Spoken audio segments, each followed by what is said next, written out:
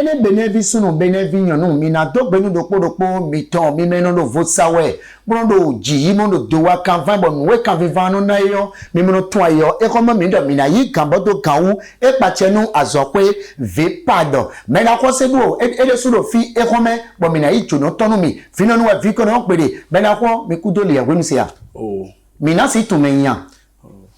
na chenu e no yolo mi do be u Marcelino oui gambodo gaou azokwe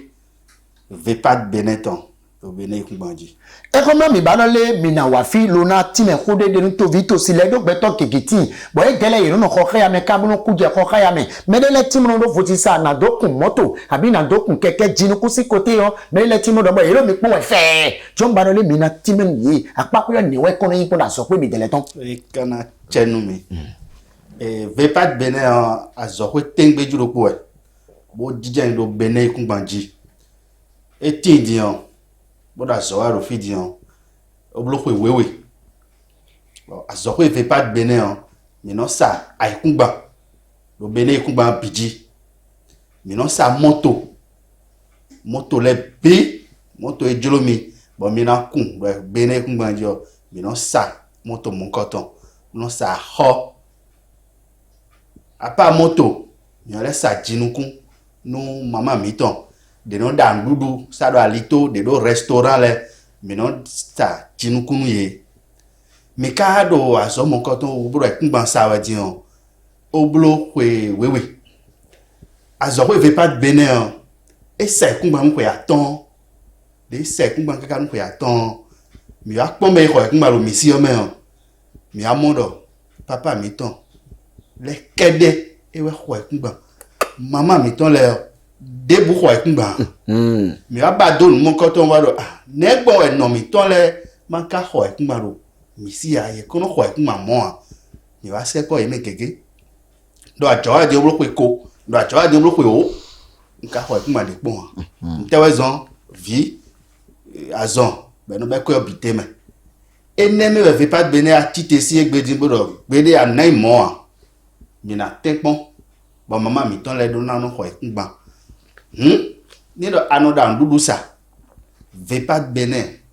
ena wa kontoe bon nous ano zamono ze dana vepat bene na zenue ba yi nu mon coton jinu ku mon coton le mra no sa mra no da mra no sa pede mra no su vepat sinkwe awuli bonu vepat sinkwe bo su kwe ganji yo suzan tomen vepat bene na zie kuma do asinwe bon de ano su kwe jinukun de ayile mo vepat mo pede yo ale je kuma mon coton suji pede nu kweropo kabi kwewe bo kuma mon coton na towe amokno dan sa bendo fonctionnaire we anyi mécanicien we soudeur we anyi ndebu même apprenti no ko kuma lo misi bo ni chakilopo ya do kweropo aro susu we bo kuma mon coton na towe vepat bene ti azowiwa ni na jidide me na jakoro komiton ni do mi khwa kuma ro misio mi no blo convention de vente acte notarié et vepat no blo chobo vepat kana i do akora sitoe do ai kuma de tame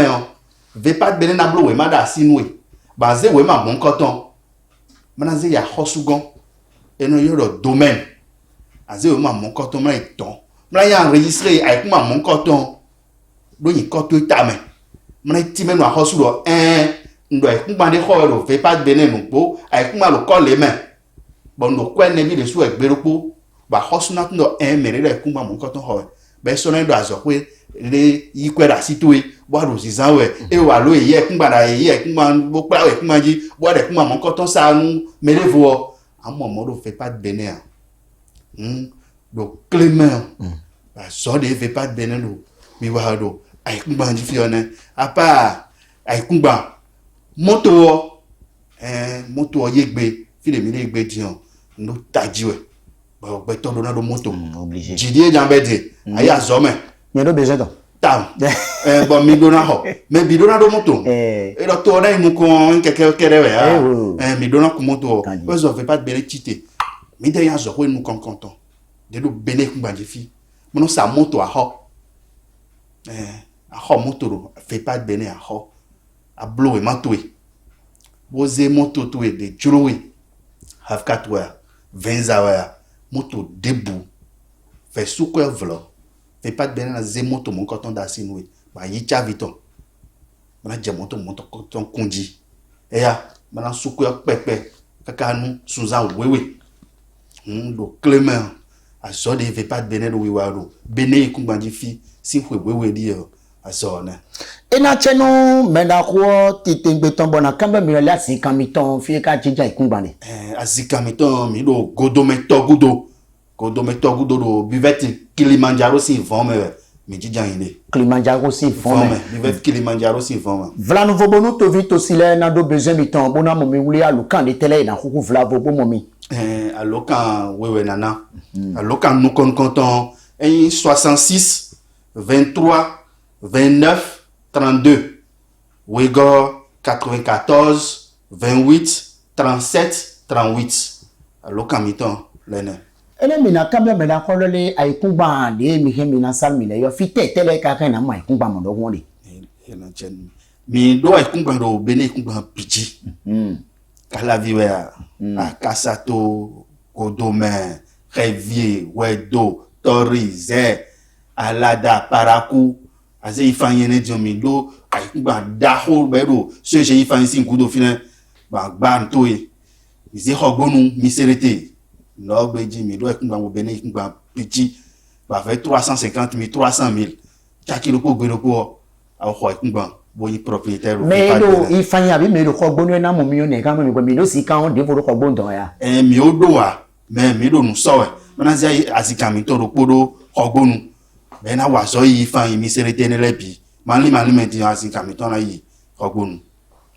ena cheno mi benefi ku me do ko gbonu ifanya gro fi me da ko ka tile yo ma so sa ko o ten ko wa photo don lo wa ma ikunba bo bi o ko gbe bo gudu she ko le na do she ena cheno mi I'm by producer. Oh na na na, yeah. Oh na na na. Diagbo dore yan pe mo ko kare o a to hon do gbo pe a VEPAD, merci beaucoup. Enseignants de toutes les catégories, VEPAD Bénin vous offre spécial promo de parcelles dans tout le Bénin. Merci à Hosukweto Anyi, à l'homme Paton, VEPAD Bénin donc oui pour yeka boje l'homme, bayi ay kumatoe, basa hok pepe, bagbanto do megwenu, bagosi hokhayame. Oui, c'est vrai. Mais si, c'est très vrai. Ah, j'irai acheter. Infoline 94 28 37 38 avec VEPAD Bénin, à chacun son patrimoine. Bon, merci les kele no ho. Il ça ne bi pombo. Ikache.